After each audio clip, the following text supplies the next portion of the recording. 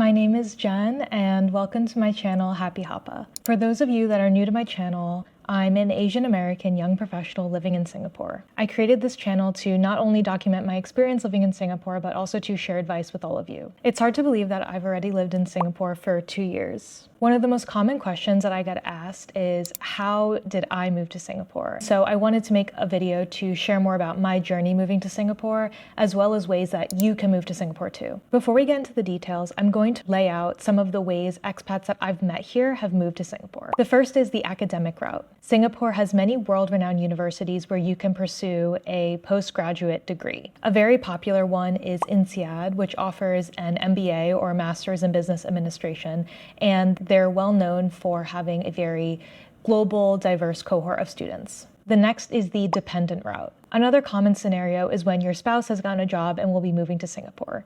You can join them on a dependent pass, which is typically called a DP. There are a few caveats to this pass though. One is that you need to have a legal marriage that is recognized in Singapore. Two is this pass does not give you the right to work in Singapore. Previously, you would be able to use this pass for employment, but as of 2021, the government changed the rules. So you need to additionally get a work permit to legally work on this kind of pass. The third is the employment route. This is one of the most common ways that expats move to Singapore, by getting a job. This video is going to focus on the employment route, which is the path I took myself, and I'm going to share more about the different types of work permits that you can get. So I'll be focusing on work permits that are more relevant if you're a white-collar worker, but there are lots of different types of employment passes that you can get, and you can find more information on the Ministry of Manpower website. I'm going to talk about 5 different types of work visas: the employment pass, the Personalised Employment Pass, the Overseas Networks and Expertise Pass, EntrePass, and Tech.Pass.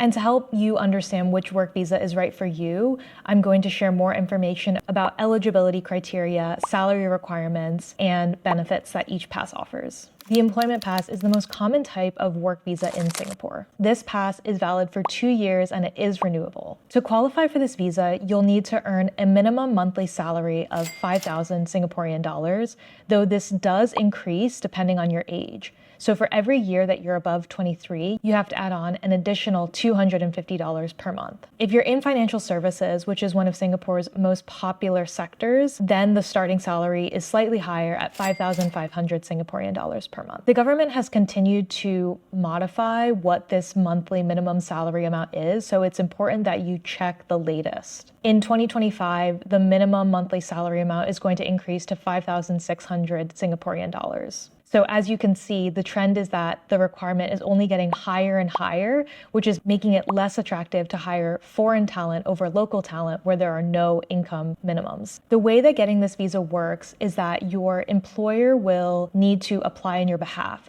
So you'll already have to have signed your contract before starting the visa application process. The skill set is where it gets a little bit complicated. The government has added something called Compass to ensure that employers are selecting high quality foreign talent. This is a point system that includes both individual related attributes and firm related attributes, and you need at least 40 points to pass. Within individual attributes, the government is looking at 2 foundational criteria. One is how your income compares to the local hire equivalent of your role. The more you're getting paid, the more points you earn. Second is your qualifications. You get maximum points if you attended a top-tier institution, which is defined as the top 100 universities globally based on the QS World University Rankings. In the US, this includes obviously the Ivy Leagues, as well as other competitive schools like Stanford and UChicago. The last individual attributes category is a bonus one based on your skill set. If you have highly specialized skills that are in shortage in Singapore, like developing carbon projects or software development, and you'll be using them in your job, you'll be awarded extra points. Again, Compass is related to not only your individual attributes as an employee, but also your employer. So I wouldn't worry too much about this last component. One important consideration is that this visa is tied to your job.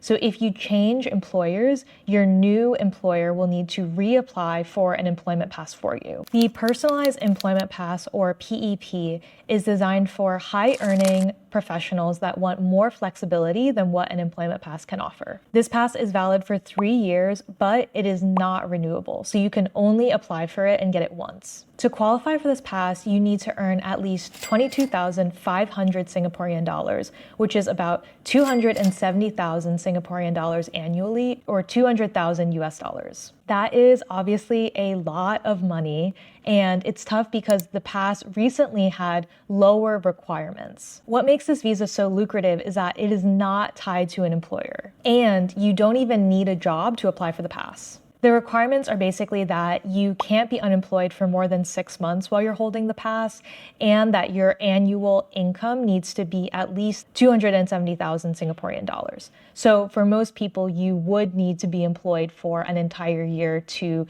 even fulfill the minimum income requirement. Anecdotally, I have heard that it is slightly easier to get this pass if you are already employed in Singapore on an EP.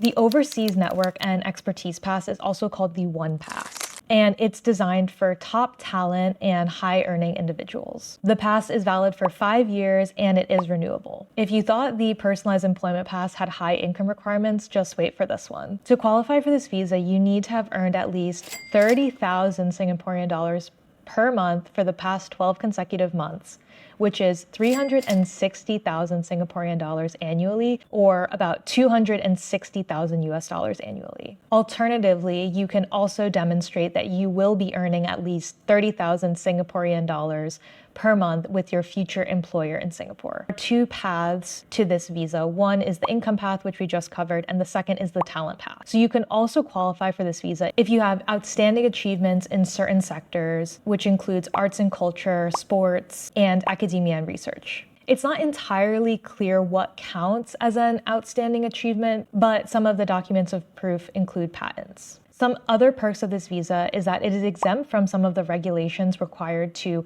hire foreign talent that some of the other visas require, which makes it more flexible to hire foreign workers. You don't need to reapply for a pass if you change jobs, and it gives you the flexibility to work for multiple companies at the same time, as well as start your own company if you're an entrepreneur. So speaking of entrepreneurs, there is a visa designed specifically for entrepreneurs called EntrePass. This is designed for entrepreneurs who want to start venture-backed businesses or ones that focus on innovative technologies. The pass is valid for 1 year and it is renewable. Before you apply, make sure that your startup is eligible because there are some businesses that are exempt, like bars or acupuncture services. A huge benefit of this visa is that there is no minimum salary requirement. Another benefit is that you don't need to have a job or offer of employment in Singapore because it's focused on entrepreneurship. I know it sounds too good to be true, but you do need to meet at least one of the following requirements to prove that you are an entrepreneur. Raised at least 100,000 from a single funding round for your current or past business. Your business is or will be part of an incubator like Y Combinator. You've successfully founded and sold a business that's venture-backed or focuses on innovative technologies. Your business holds IP that provides significant competitive advantage. The business has a relevant ongoing research collaboration in Singapore. Something to note is that successful applicants are also encouraged to contribute to the local entrepreneurial ecosystem in Singapore by doing things like speaking at workshops or mentoring other startups. Okay, now our last pass. So Tech.Pass is another entrepreneur-related visa, but this one has a specific focus on entrepreneurs that have founded tech companies or created tech products with mass adoption. So to qualify for this visa, you need to meet at least 2 out of 3 criteria. You earn at least 22,500 Singaporean dollars per month, which, if you remember, is the same requirement as the PEP, Personalized Employment Pass. You have at least 5 years of experience in a leading role at a tech company with a valuation or market cap of at least 500 million US dollars, or has at least 30 million US dollars of funding raised. You have at least 5 years of experience in a leading role in the development of a tech product that has at least 100,000 monthly active users, or at least $100 million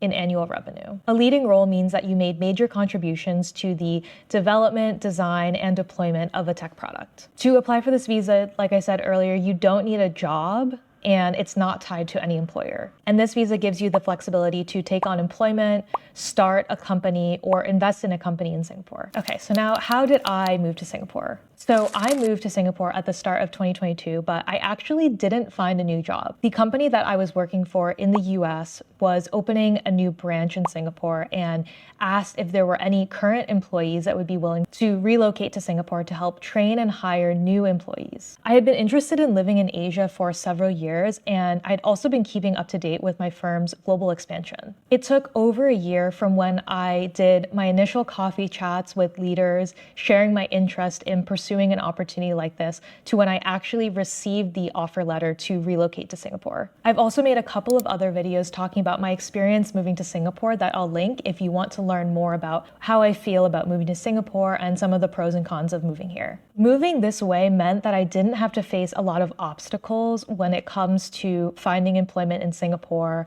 like applying to a ton of jobs, going through interviews, and inevitably facing rejection. And so that's why it's the number one way that I recommend people move to Singapore when they reach out to ask me how. There's two reasons for this. The first is that you will be a much more compelling candidate because you already have the specific skills and expertise that it takes to do that job, and you have knowledge of the company's culture and ways of working. If you're in a situation like I was when starting a new office, those skills become even more important. The second is that there are slightly less restrictive regulations for internal transfers or intra-corporate transfers, which makes it a bit easier to get visa sponsorship. So you've already taken the first step in watching this video to understand a bit more about the different types of visas that Singapore offers and which one might be a good fit for you. There are a couple of pieces of advice that I would give from not only my own experience, but also what I've learned through my network. Don't waste time applying for jobs that will not sponsor visas. As someone that has been on the back end of reviewing resumes and interviewing, it's frustrating to come across candidates who don't have work sponsorship but think that the employer will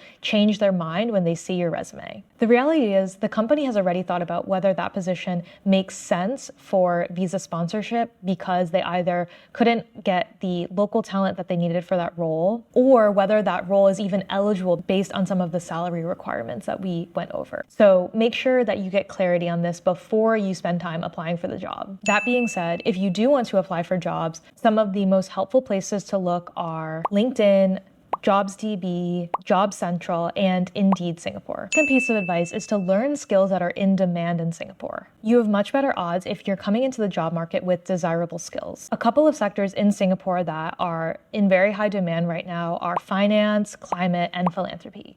Because Singapore often acts as a regional hub for companies that have a presence in Southeast Asia and sometimes even beyond, language skills can also help set you apart from other applicants. In your application and interviews, make sure that you emphasize these skills as well as other attributes that are important in working in a place like Singapore, like any international experience, language skills, and cultural adaptability. The last piece of advice that I would give is that it's going to be a long game and you should set your expectations accordingly. It often takes several years to find the right job in Singapore or transfer internally. If it really is a goal of yours, be persistent and stay open to opportunities that may be outside of your comfort zone. I hope this video was helpful, as I know there are a lot of different ways that you can move to Singapore, and this was a process that I've personally navigated and several of my friends have also gone through. If you are applying to jobs in Singapore, good luck in your search and don't be discouraged, keep going. If you have any other questions about what I've talked about in today's video, please let me know in the comments